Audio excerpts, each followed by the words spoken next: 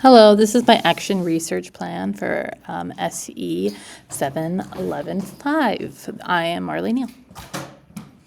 So the issue that I am currently facing is and I am a teacher at Jackson High School, there is a lack of quantitative ways to accurately measure and report on explicit strengths and weaknesses in emotionality and social skills. In comparison to their gen education peers. So in an IEP, you are looking at strengths and weaknesses. A lot of the times it's academic strengths and weaknesses, but looking at emotional and social skills is really hard to compare when it comes to like numbers.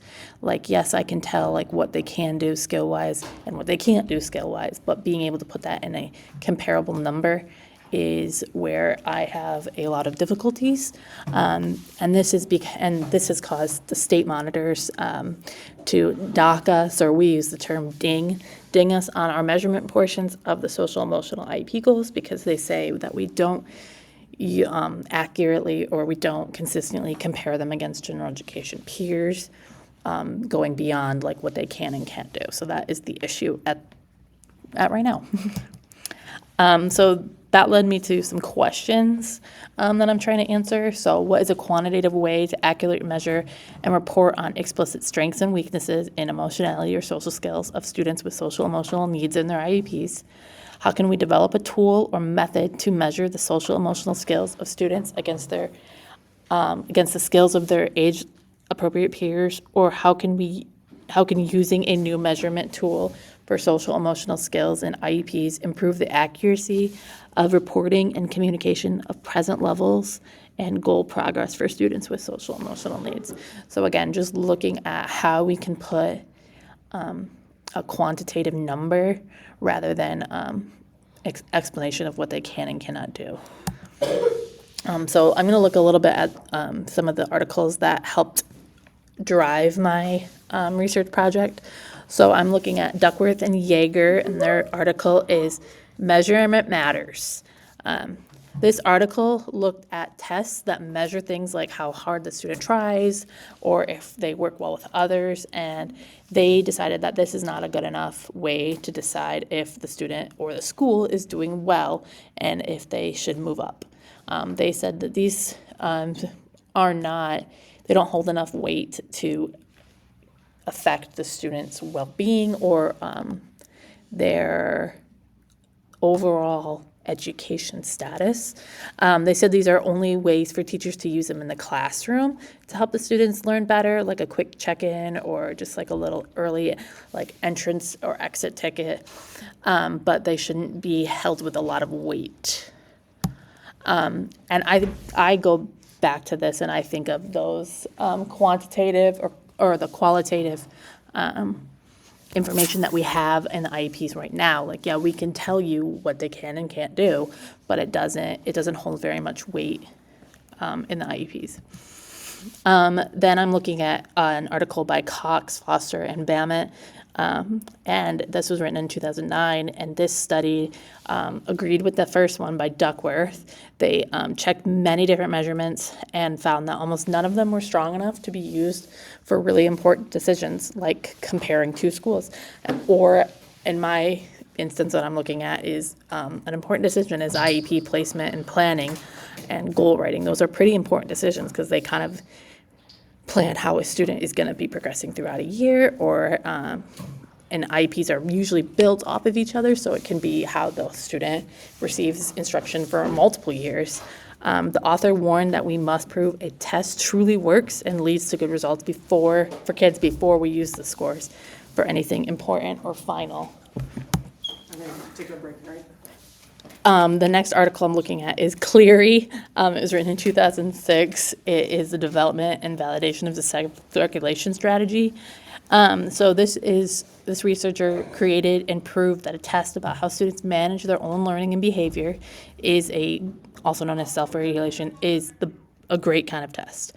This test doesn't give one score. It breaks down the student's self-control into 3 different parts and allows the teacher to know exactly what kind of help a student needs, like kind of like a doctor would know how to do a medicine.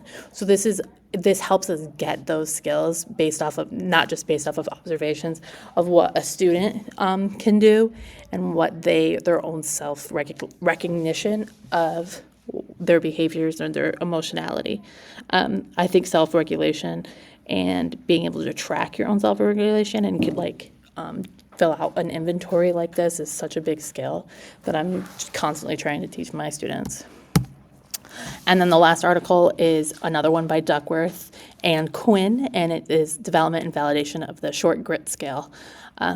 So this looks at the authors, they took the long test for grit, which means how well you stick with a hard job, and makes a short version, so only 8 questions. And they proved that this short test works just as well as the long one for guessing which students will keep trying hard and succeed in different challenges. It's a great tool to use. This kind of gave me the idea of a Jackson High grit test or self-regulation test that we could create that would just kind of compare how our students are and based off of what their gen ed peers would be. And that was under the assumption that their gen ed peers would be able to get all 8 of those questions correctly, and ours probably would struggle with getting all 8. So the goal of the action plan is by the end of the next full academic year, 3 pilot special education classrooms will implement this Jackson High School's social skills checklist as a formative assessment for all secondary students with social emotional IEP goals. This will result in an increase of new social emotional goals that include quantifiable data-driven targets from a baseline of 10% to a target of 75%, ensuring inclusive and equitable access to specific diagnostic-driven interventions. So that's a really wordy way of saying that we're going to use this Jackson High School skills checklist that we are basing off of the MDE competencies that look at what 9th and 10th graders and 11th and 12th graders should be able to do social skills wise, self-regulation wise, emotional regulation wise, communication wise by the time that they're at this age. And we're going to be comparing how our students are able to do that in comparison to the gen ed peers or whoever MDE deems as the goal student. So an action plan overview. So the first step is to develop and standardize this checklist. Like I said, we're going to be deriving it off the MDE competencies. They have 2 sets of competencies for the 9th and 12th grade. So that's the 9-10 and it's the 11-12 competencies. They have them for other age ranges as well. So if you were in a middle or elementary school, you could look at those age ranges for your chosen grades as well. But I'm in the high school, so I just did the high school. Next step would be an initial teacher training, so 3 hours of mandatory training for pilot teachers to cover the proper standardized administration and scoring of the checklist, and it's appropriate use for formative planning. So not just going to give our students or just going to give our teachers these lists and not tell them what to do with it. So it's just making sure that they understand how to score it accurately based off of how students respond, or if students are given it themselves, how we can best describe the tasks to the student, and so try to make it as even and as fair and as normed across the board, so we can get most accurate results. Then we'll establish, step 3 will be to establish inter-rater reliability, the IRR. And so the pilot teachers will independently administer the checklist to these profiles, allowing us to calculate the inter-rater reliability, the IRR. The goal is over 85%, and if it's under 85%, the feedback and some guided feedback will have to occur, and retraining will have to occur as well, so that we can hit that 85. And after the feedback and retraining will occur, we will try it again with a different group of students random students and shoot for that 85% goal. And then we can, once we hit that, we can move on to step 4. And that will be baseline collecting data and IEP goal review. So we'll administer the checklist to all students with social emotional needs in their classroom with the purpose of establishing baseline for IEPs and developing goals and instruction for upcoming IEPs. So looking at what they have and looking how we can tweak it a little bit for the next IEP, and also giving that baseline data so we can start tracking a number growth rather than what we have been in the past.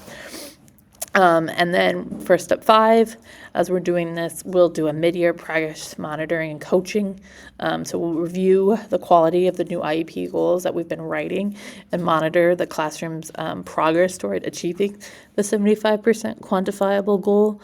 So just looking at how we are implementing and if there's anything that needs to be reiterated or retaught from the initial training or tweaked in the checklist. This will be kind of that time to give that feedback and hopefully receive some answers. And if everything's going great, this is like a awesome, keep doing what you're doing, which is so ideal. And then step 6, the final data audit and goal attainment review. So we will look at all the IEPs written after September 15th up until September 14th of the next year, and we'll formally confirm whether the 75% quantifiable goal target was achieved, and then we'll talk about why or why not, and we'll kind of dig into that data a little bit more at this point, and then hopefully with that idea, then we could extend to more classrooms and more teachers using this social skills checklist. And potentially, if it works really good at the high school level, then we could bring it down to the middle school and elementary levels as well, using those MDE competencies from the other grade bands as well. So where's the benefit? So not only does it strengthen the compliance and improve instructional quality by shifting from those IEP goals to precise data-driven goals grounded in standardized checklist scores. So it gives us more purpose and more detailed information to use in the IEP when talking not just the paperwork, but talking with teachers and with parents of these students. It helps us give us more of a detailed explanation. And then it also lets us build district capacity through consistent teacher training and assessment processing, ensuring equitable and objective identification of student needs across classrooms. And it will also lay the groundwork for long-term validation of the social skills checklist, promoting evidence-based interventions that lead to stronger functional outcomes and better post-secondary readiness for students. So it will allow for all of us to make sure that we're doing the best for our students by accurately tracking the needs of our students and putting the best information that we can in IEPs and finding the best evidence-based interventions for those students as well. And so there's a lot of benefit, not just for the classroom and not just for IEP writing per se. That's initially what brought the issue, was a kind of a selfish, I'm getting dinged on my IEPs because I don't have this aspect of the measurement tool. But when you look at it as a whole, it really benefits a lot of the students because we are able to give them more targeted instruction in weakness areas and also bolster up their successes a little bit more. So that is what I have. I hope you enjoyed it, and if you need me to send you, I've kind of started doing this in my classroom already with the social skills checklist, so if you're interested in that, feel free to reach out and I will send it over to you for what we have, and it is based off of the MDE. So I have the high school version, and for our grades 9 and 10, I also have an 11th and 12th grade version, and then my mom is an elementary school teacher, so I did the 3rd through 5th grade band, so I have that as well if you would like it. All right, thank you. Bye.